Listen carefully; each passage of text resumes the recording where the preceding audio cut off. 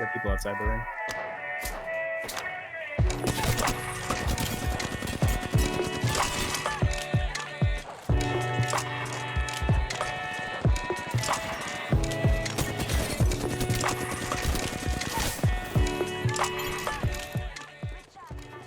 Hey guys, Sock here, welcome back to the channel.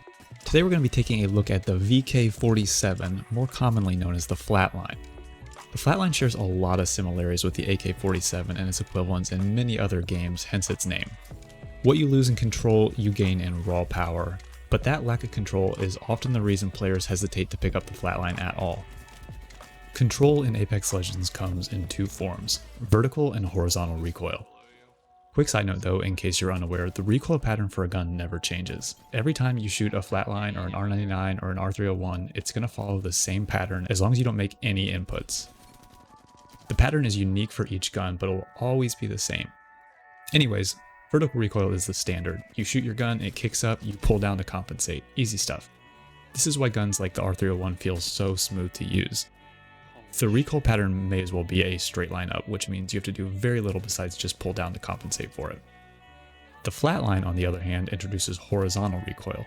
This is the left and right kick on the gun as you're firing that makes it much harder to manage. Pulling straight down while you're shooting is simple, but trying to manage horizontal recoil on a moving target while you're likely moving as well can be a real pain.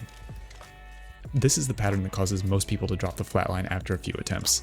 It's understandable, don't get me wrong, watching your bullets somehow decide to perfectly alternate left and right on your target instead of actually hitting them is enough to make anyone toss a gun in the trash. But let's talk about why maybe you should take that gun out of the trash. At this point you're probably wondering why we're not in the firing range 5 minutes deep into analyzing the recoil pattern to find the perfect counter pull so that all of our shots always land. We'll get there, don't worry, but it's not going to take 5 minutes, because horizontal recoil is a lie. What you're seeing here is the standard recoil pattern for a flatline with no input.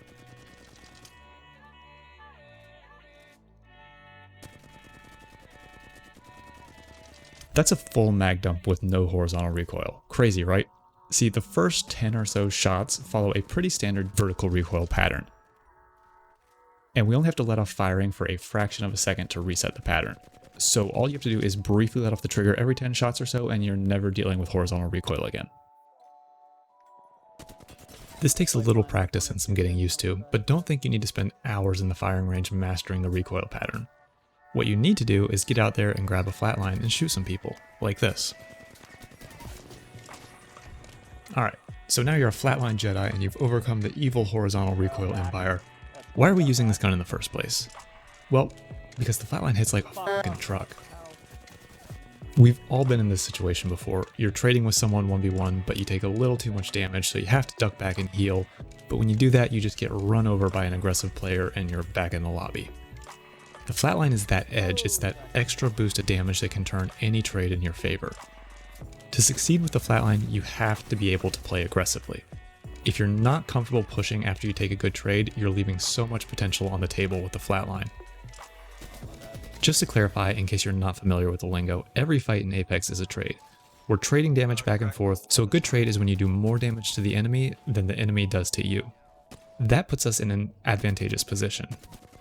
The mistake I see too many people make is winning a trade but then not doing anything to capitalize on it. If you do 100 damage and you only take 50 damage, you could sit back and heal that up, but it will give your opponent more than enough time to fully heal as well. You've taken your advantage and thrown it away, and now the fight is essentially reset. We'll be breaking this down in more detail with some specific examples in future videos, so stay tuned for those. I don't want to go too far off the track in a video that's supposed to be about the flatline, so for now just remember, if you're going to use the flatline, you need to be okay with playing aggressively. So what's the ideal fight we're looking for when we're running a flatline? For me, I live for mid-range fights. Mid-range fights have all sorts of benefits for the flatline. If we land our shots, we're going to out-trade anyone, but if we don't land them or if we lose the trade, we're in a safe enough position to drop back and heal. The added benefit of playing Pathfinder is that if I do enough damage to force someone to heal, I can grapple to them for a quick knock. So many people just do not expect to be pushed aggressively like that, and that makes Pathfinder and the flatline a lethal combination. On that note, let's talk secondaries. I actually love the flatline for close range hip firing, but your mileage may vary on that. You'll see in most of these clips I'm still rocking an R99 secondary as well, just to make sure I can secure any close range fight I decide to take. You can swap this out for your preferred close range weapon if it's not the 99, but in my eyes, the Flatline 99 combo is one of the strongest loadouts in the game right now. The Flatline, because of its sheer damage, also has a 1v2 potential that no other primary rifle in the game can match. The ability to get multiple knocks on an enemy squad without reloading is huge, and if you back that up with something like a 99, you can just rip through squads. With a purple mag, the Flatline has 30 shots. That's an insane amount of damage potential in a single mag. This is something that I think has flown under the radar with both the Flatline and the Prowler for so long. At higher levels, the Wingman was basically the only heavy weapon used in play, and while there are plenty of perfectly good reasons for that, that sort of narrow-mindedness blinded a lot of people to the strengths of the Flatline and the Prowler. If you follow competitive Apex at all, you may have noticed a lot of Prowlers in recent games and Flatlines in place of the more common R301s. I think people are finally starting to wake up to the strength of these heavy weapons, and as someone who has been rocking the Flatline since Season 2, welcome to the club. While we're talking about attachments, let's talk sights. For me, there's only one right choice, and that's the 2X. The 2X HCOG gives you enough zoom to handle fights at any reasonable range you need to fight at, and the reason I never pick up a 1-2 variable or the 3 or the 2-4 variable, on purpose at least, is because they take up way too much screen space. You might feel cool toggling your zoom on someone far away, but you're not going to feel cool when you get run up on because your chunky sight was blocking half of your screen. Be smart like me, use the 2X.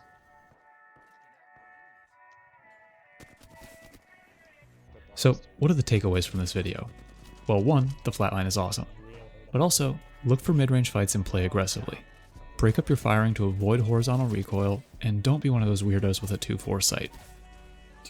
I hope you guys found this video helpful. The Flatline is my absolute favorite gun in Apex Legends, but it just doesn't get the respect it deserves. Give it another shot if you haven't picked it up in a while, and if I haven't sold you on it yet, stick around and enjoy a few more clips of Flatline shredding. Thanks for watching, and stay safe.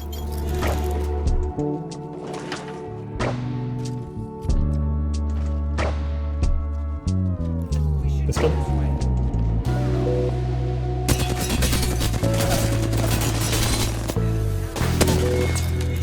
Someone was near me. So we might have some people coming in behind us.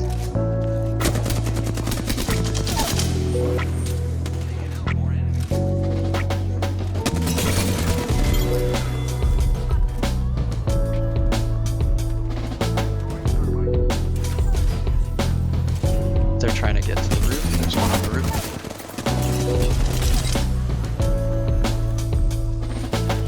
Got one moving up close on the right. Gun.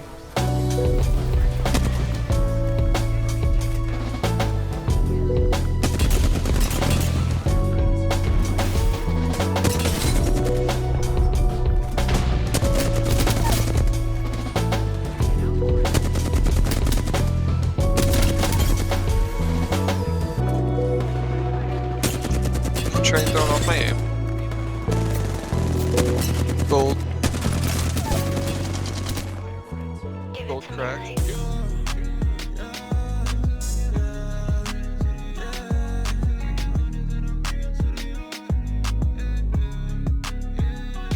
Wait till I get hundreds and I bring them to the yard. Wait till I get people looking at me from afar. You ain't never been inside a